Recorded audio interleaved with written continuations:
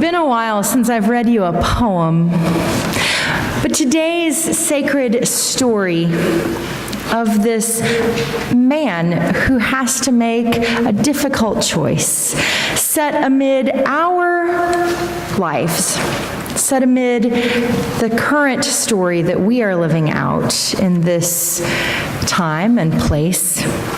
It called for a poem. And this poem crossed my desk really just in the last 24 hours, but it seemed to set the right tone for today. It is titled Christmas Carol 2017 by the Reverend Dr. Regina Leba Walton. The Word became flesh and dwelt among us, a vulnerable fetus, laying aside entitlement for the virgin's womb. The birth announced by transgender angels, proclaiming a God who sought to welcome the full diversity of humankind into the fold of love.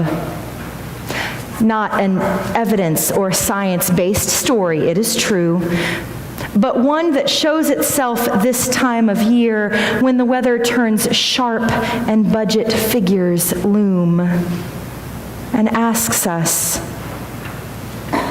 what entitlements are due the vulnerable?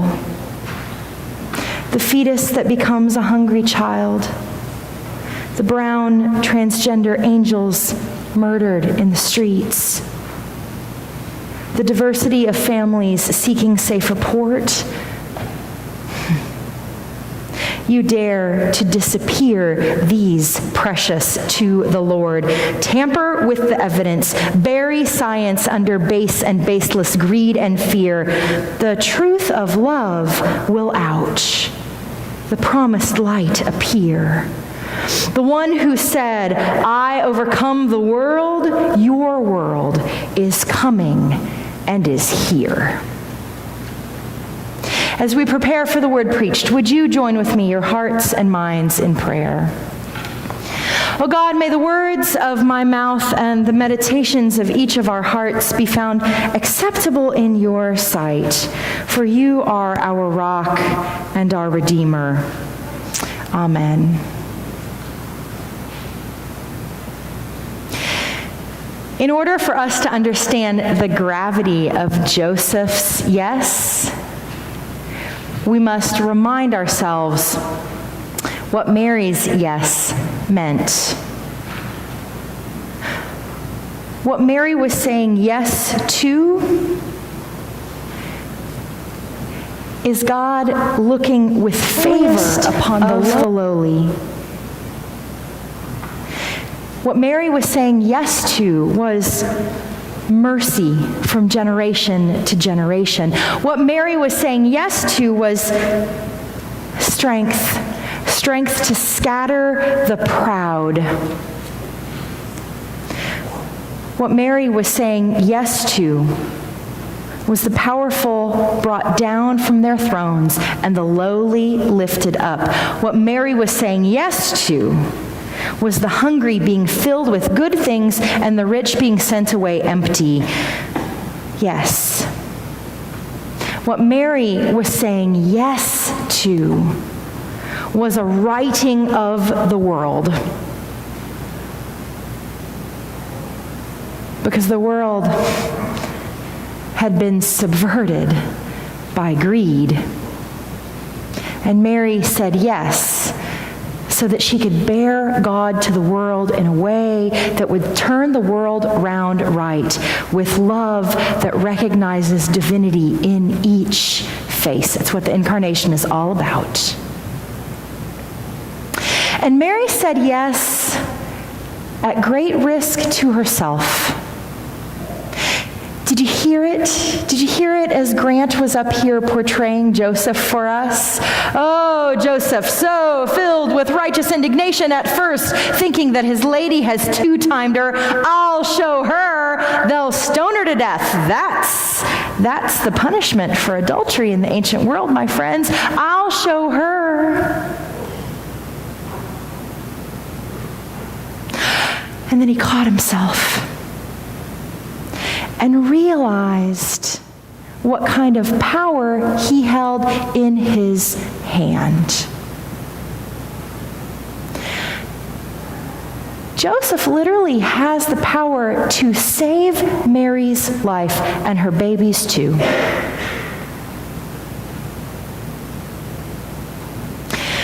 Joseph, being a man in ancient Israel, has that kind of power.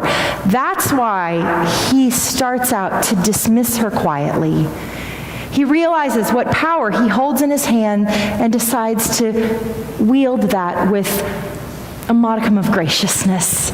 I'll dismiss her quietly so that the community will not turn on her, so that her life will be spared. But we remember, of course, what kind of life women and children have in the ancient world if they are not connected to a household that is headed by a man. It's pretty slim pickings if you're without a man in the ancient world. And so this messenger of good news comes to Joseph. Of course, this is good news that doesn't look like good news at first. And perhaps it didn't look like good news for a long time. Because Joseph saying yes in the immediate moment, it saves Mary's life and that of her baby too. But then when we read the rest of the story, of course, we remember how that story continues to unfold. That Joseph looked upon these two vulnerable people that were in his care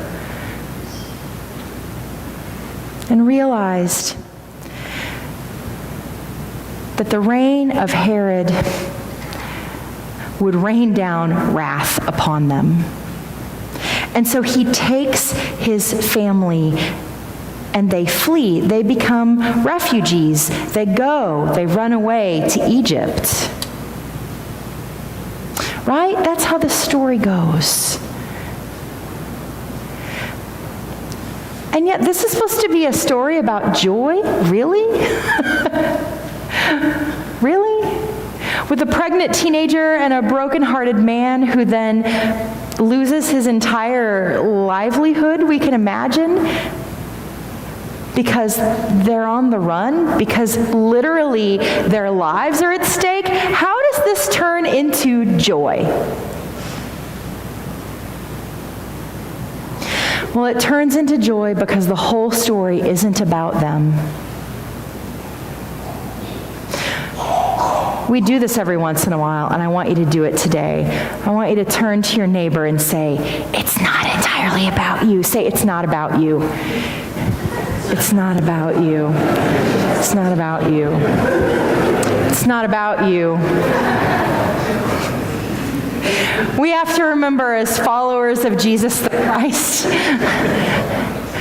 that it's not actually just about us.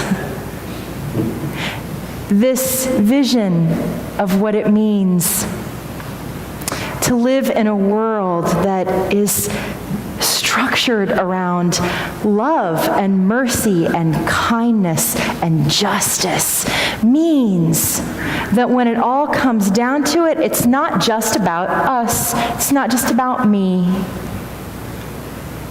If it's not good for the whole community, then it's not good news.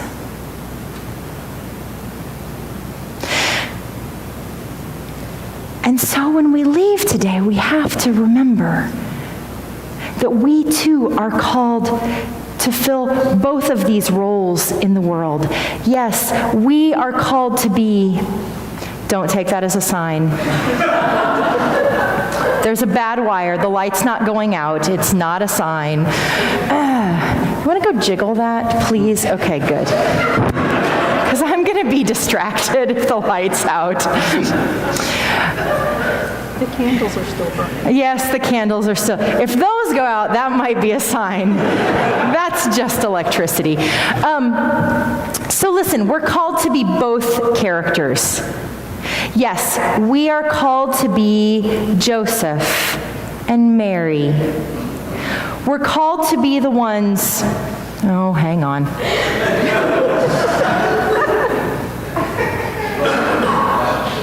What? I know, we should have had Violet sit there and fix it every time it went out. Can it work? Nope. All right.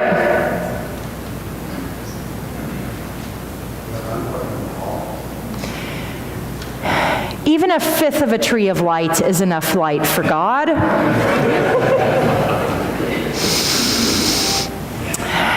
If all the lights were out, it would be so bright, it would be blinding. Where was I? Yeah. We're called to be both characters in the world, okay? We are called to be Mary and Joseph.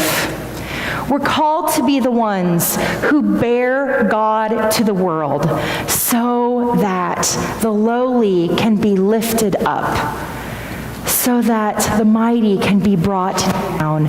Not because we're into bringing down the mighty, but because if the mighty stay in power, then all the resources get squandered because greed takes over. We're called to be God bearers, and that comes with risk. It absolutely comes with risk. Look at the risks that Mary and Joseph took. It comes with risk. But friends, I say to you today that we are also called to be those angelic messengers who show up in each other's lives and say to each other, don't be afraid. Do the right thing. And if we learn anything from Joseph's exchange with the angel, then we have to take it a step further. It's not just about showing up in each other's lives and telling each other to do the right thing for ourselves. We have to be willing to do the right thing so that it's good news for everyone, not just for the people that we know and love. So, all this Advent, we've had different people reading these stories. We could have had a kid or a woman play the angel messenger today, but we cast this on purpose. I wanted to give you a model for what it looks like for men to be bearers of good news for each other. Because men have to be willing to look at each other and say, it can't just be good news for you. It has to be good news for everyone.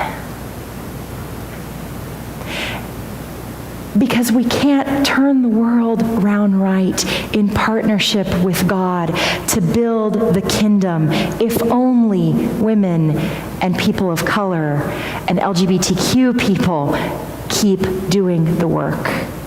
Men have to participate too. Then it's good news for everyone. And then it's joy. Not just for us, but for the whole world. For the whole world. Joy to the world. Amen.